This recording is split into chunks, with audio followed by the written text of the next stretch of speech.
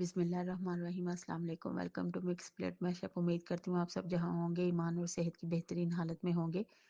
Hospitality industries کی series کو ہم پڑھ رہے ہیں اور اس میں ہوٹل مینجمنٹ کو ڈسکس کر رہے ہیں جو کہ لیول 2 کا ڈپلومہ ہے، اور آج سیکنڈ چیپٹر کی سیکنڈ ویڈیو ہے۔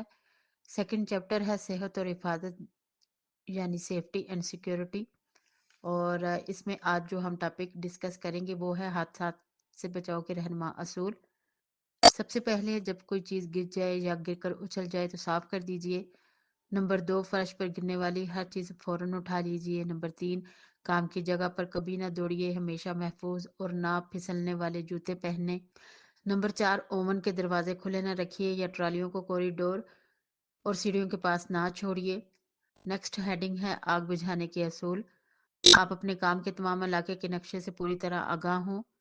نمبر 2، آپ کو ایمرجنسی راستوں سے آگاہ ہونا چاہیے۔ نمبر 3، آگ بجھانے کے آلات جہاں جہاں لگے ہیں انہیں جانی اور خود آگ بجھانے کے آلات کا مناسب استعمال سیکھیے۔ مثلاً ٹھوس چیزیں، کاغذ، لکڑی اور کپڑے کی آگ کیسے بجھائی جاتی ہے۔ نمبر 4، خطرے کی گھنٹی بجا دیں یا شور کریں۔ نمبر 5، مدد طلب کریں۔ نمبر 6، بلڈنگ کو خالی کر دیں۔ نمبر 7، کھڑکیاں دروازے بند کر دیں۔ نمبر 8، بجلی بند کر دیں، اور اگر آگ بہت زیادہ تیز ہو چکی ہو اور اس کے شعلے جو ہے وہ بھڑک اٹھیں تو اس کو بجھانے کے لیے مناسب آلے کا استعمال کریں۔ اور اس میں شرط یہ ہے کہ آپ اس کام کو حفاظت سے کریں تاکہ جو ہے آپ اپنے آپ کو محفوظ رکھ سکیں۔ گو کہ آپ مناسب آلے کو استعمال کر رہے ہیں لیکن پھر بھی احتیاط کی ضرورت ہے، آپ کو اس آلے کو استعمال کرنا آنا چاہیے۔ اس کے بعد ہے پانی سے آگ بجھانے کے طریقے کا استعمال، یعنی آپ کو پانی کس اینگل سے پھینکنا ہے، کس سائڈ پر پھینکنا ہے اور کتنی مقدار میں پھینکنا ہے تاکہ نہ تو پانی ضائع ہو اور آگ بھی جو ہے وہ کم ہوتے ہوتے بجھ جائے۔ یہ نہیں ہے کہ آپ ایک ہی جگہ پر بہت زیادہ پانی گرا دیں اور اس سے پانی کی بھی کمی آپ کے پاس ہو جائے اور آگ بھی نہ بجھے یا پھر کم نہ ہو۔ تو اس لیے آپ نے خاص احتیاط کرنی ہے۔ جو ہے پانی آپ جو ہے ایک مناسب مقدار میں اور تھوڑی سی سمجھداری کے ساتھ استعمال کیجیے۔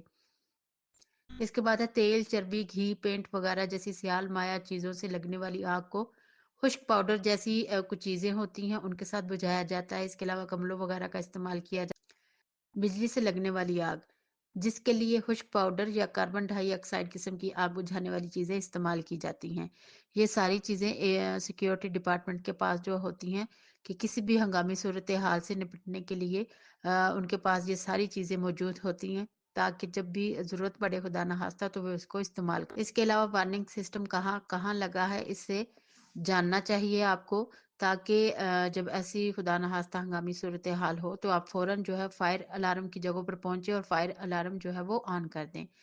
یہ بھی جانیے کہ آگ کی صورت میں آپ کو کیا کرنا چاہیے، یعنی آپ کو پینک نہیں ہونا، آپ نے اپنے آپ کو جو ہے وہ مینٹلی سٹیبل رکھنا ہے، پوری کوشش کرنی ہے کہ آپ نے اپنے آپ کو جو ہے وہ بالکل جو ہے پوری کوشش کرنی ہے کہ آپ اپنے آپ کو پرسکون رکھیں، کیونکہ آپ کسی کی مدد تب ہی کر سکیں گے جب آپ خود تھوڑے بہت جو ہے پرسکون ہو۔